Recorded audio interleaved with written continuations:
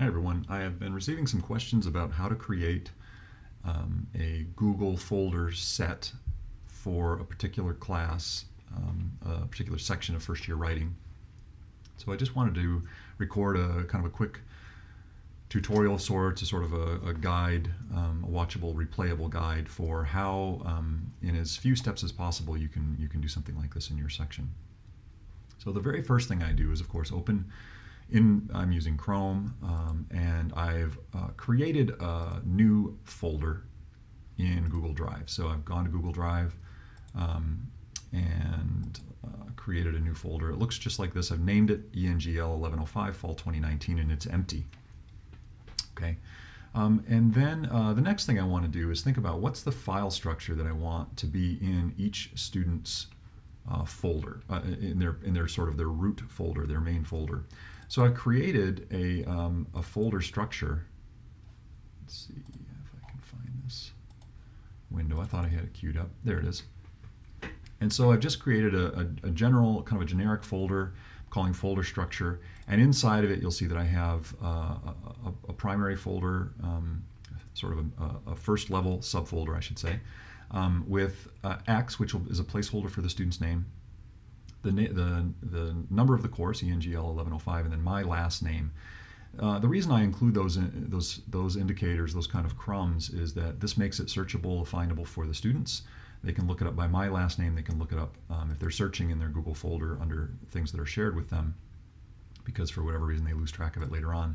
They can also find it by the course number or by their name. So I can find it by their name, they can find it by my name, and we can both find it by the course title, course number. All right, so inside of that folder, I've already created placeholders for the three major projects, which are literacy narrative, in this case, literacy narrative, P1, P2, Project 2, reading spaces, Project 3, worknets, and then one of the final elements of the course, the hokey pitch, which is their in-class presentation, sort of a short form presentation. The other thing that will eventually be in this main sort of level 1 subfolder is the student's reflection on the entire course. So their portfolio reflection will go in that root directory. But this just means that when it comes time to turn work in, they know to find Project 1, P1, literacy narrative, all of their work, their invention portfolio for that entire project will be kept in that folder. All right, so for this first student, I'll have 20 students in this section. And I'm basically just going to grab that folder and drag it into Google. It's going to start the upload, and what it's done is just create that same folder structure in the course folder for English 1105, and of course it has the placeholder for X. Now this is kind of a quick key move. I'm going to hit just the letter with this selected. I'm going to hit the letter N, and it's going to let me rename it. And this is where I'll put last name, first name. Okay, so the student's last name and first name go there. And I've created for that student a folder. Now for the next student, I would basically go back, do this again, drag and drop into that directory, hit the letter N for rename, and next name in the list.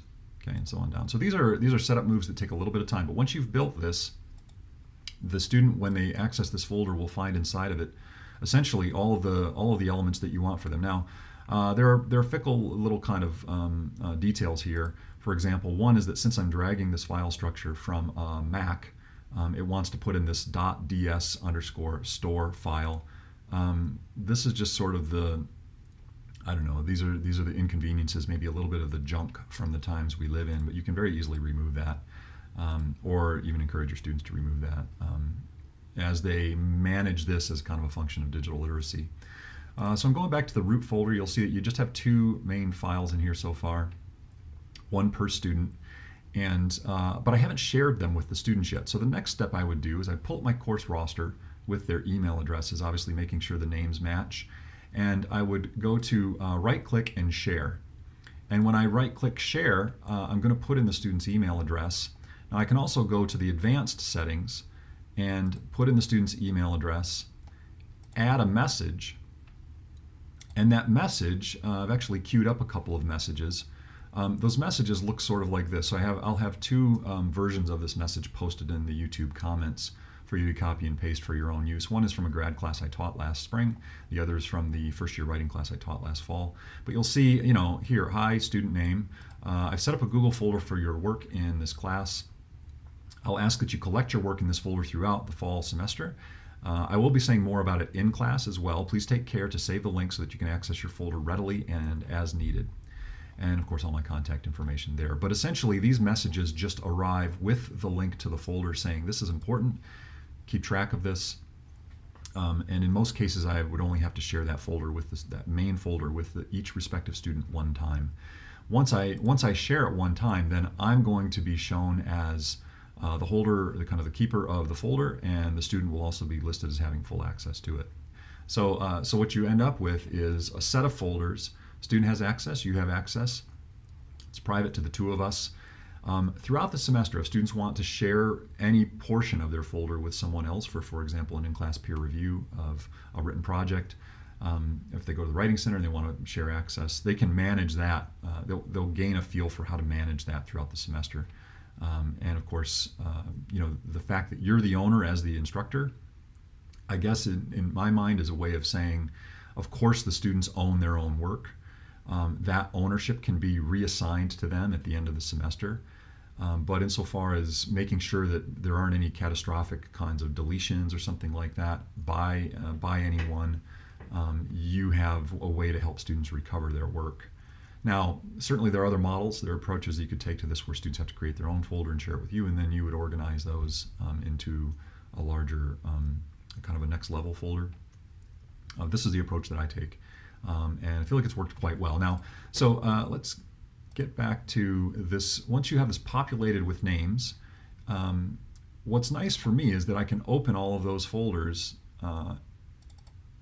and let's see, I think I can open, I'm just looking for a way to open that as a new folder. In any event, I can always go and just do this, paste it into a new tab, and now I've got that in a new tab. When I get a bunch of these, I'm going to go back here and just do this for the other student folder. I'm going to open that in a new tab as well. Okay. Eventually, I'll have all the student folders opened in tabs, and then I will highlight all of those tabs and bookmark all tabs. Now again, what that lets me do is when it comes time to, say students have turned in some daily work, some kind of an in-class activity, or they've taken digital photo of maybe an in-class peer review or something like that and uploaded it to their Google folder, what I can do is very quickly go to a folder. This is one from last fall, and I can right-click on it and open all the tabs. So that gives me basically every tab related to the class, or every of the folders, one for each student, I can open for that particular section. And so it populates my browser with a sort of a row of tabs that I can work through one at a time. So I could click in and sort of read the work, respond to the work, and also I've mentioned this in the workshop that I would basically go to, let's say,